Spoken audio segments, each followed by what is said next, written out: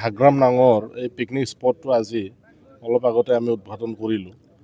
খুব ভাল ৰেছপন্স আৰু ইয়াত দেখিছোঁ চবে ৰাইজে একেলগে মিলি পেলাই নতুন বছৰৰ আৰু প্ৰি খ্ৰীষ্টমাছৰ প্ৰাক মুহূৰ্তত আজি এইটো খুব ভাল এটা নেচাৰেল বিউটি দেউচিৰিৰ এইটো বহুত দিনৰ পৰাই আছে আৰু মই শুনিছোঁ যে অলপ আগত আমাৰ DFO ডাঙৰীয়াই কৈ গ'ল যে আমাৰ বড়ো চিনেমা আলায়াৰণৰ শ্বুটিংটো ইয়াত হৈছিল বোলে।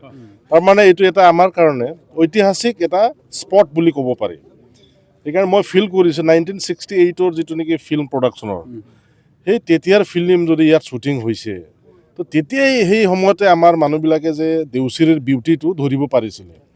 তো আমি সৌভাগ্য বুলি মই ভাবোঁ যে আজিৰ দিনত আমাৰ লোকেল যুৱসকলে একেলগ হৈ পেলাই দেউচিৰিৰ এই পিকনিক স্পটটো যে উদ্বোধনী কৰিছে বা তেখেতসকলে চিন্তা কৰিছে ইয়াত যে আমি টুৰিষ্ট বা আমাৰ আলহীবিলাকক আনি পেলাই কিছু এটা ভাল মুহূৰ্ত লৈ যাব পাৰিব, এইটো খুব ভাল পদক্ষেপ বুলি মই ভাবোঁ। আৰু মই ৰাইজক আহ্বান জনাওঁ, লগতে আমাৰ প্ৰশাসনকো মই আহ্বান জনাইছোঁ যাতে সকলোৱে ইয়াত নিজৰ বুলি ভাবি সহযোগ কৰিব লাগে। আৰু স্পেচিয়েলি আমাৰ ইয়াত আমাৰ মিডিয়া পাৰ্চনছ আৰু আমাৰ ফেমাছ আমাৰ ইউটিউবাৰসকল আছে, তেখেতসকলকো আহ্বান জনাইছোঁ যে আমাৰ দেউচিৰিৰ বিউটিটো আপোনালোকে খুব ধুনীয়াকৈ প্ৰদৰ্শন কৰিব লাগে। ঠিক তেনেকেই মই যাতে শান্তিপূৰ্ণভাৱে আগবাঢ়ি যায়।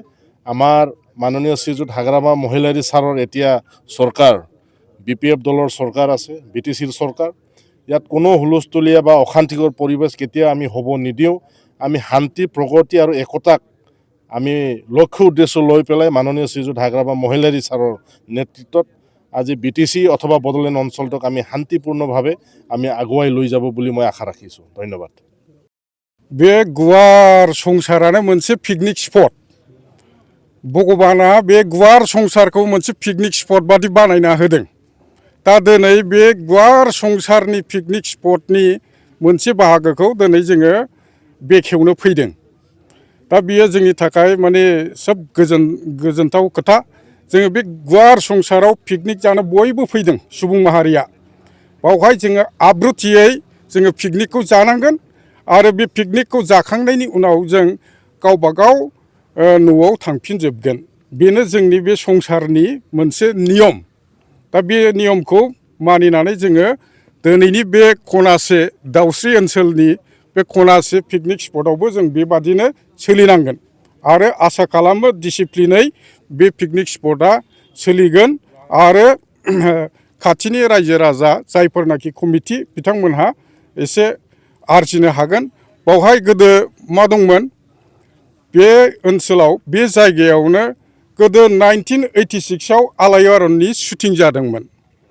दा दिनैनि समा बै 1986नि खोथाखौ दिनै गोसोखांहोदों जोंखौ। बे समाव बेहाय फुरा अन्थाइ गिदिर गिदिर दंलाजोबोमोन, गासिबो दै जिरि जिरि बोहैनाय बल्डार गिदिर गिदिर। बे बल्डार सायावनो थानानै आलायारननि शुटिंखौ बानायदों। बै गोमबोर हाजोआ मानोदि सिरि, गेलेमा गुलुङा अराय जुगामि, आंनि बे दोंसे मेथाइ जिउनि लिरनाय खन्थाइ। अब्ला बे फिल्मखौ दिहुनब्ला जोङो क्लास 8आवसो फरायोमोन। दा दिनै बे स्रिमिथिया फैदों।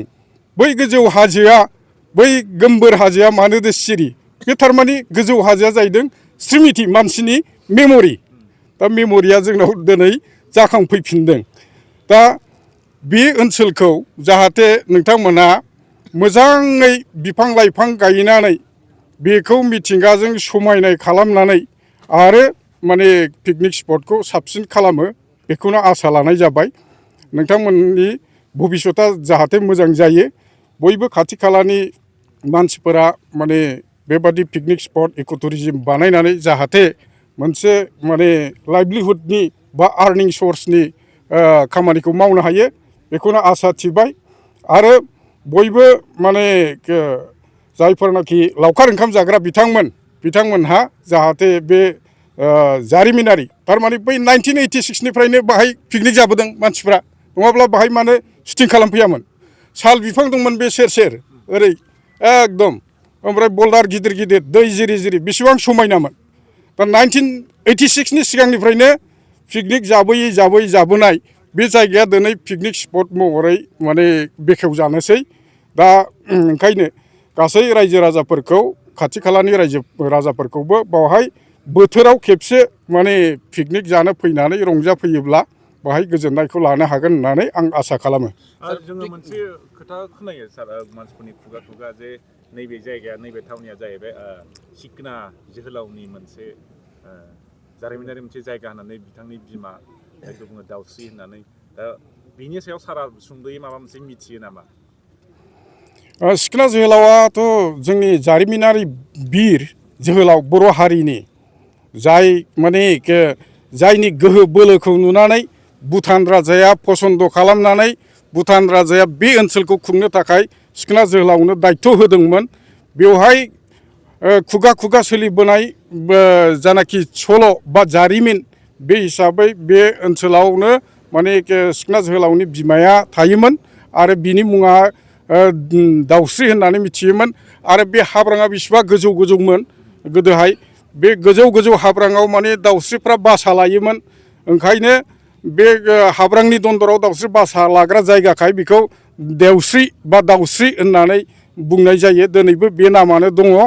दा जारिमिनारि मोनसे जायगाबो बियो आरो बे जारिमिनारि जायगा आरो जोंनि जानाखि मिथिंगायारि समायनाय बेखौ जाहाथे माने साबसिन खालामनो हायो आरो जोंनि जानाखि जानो गोनां भुटाननि मेगा सिटि बे मेगा सिटिनि जानाखि इक' टुरिजिमनि जानाखि कनसेप्ट बे कनसेप्टजों माने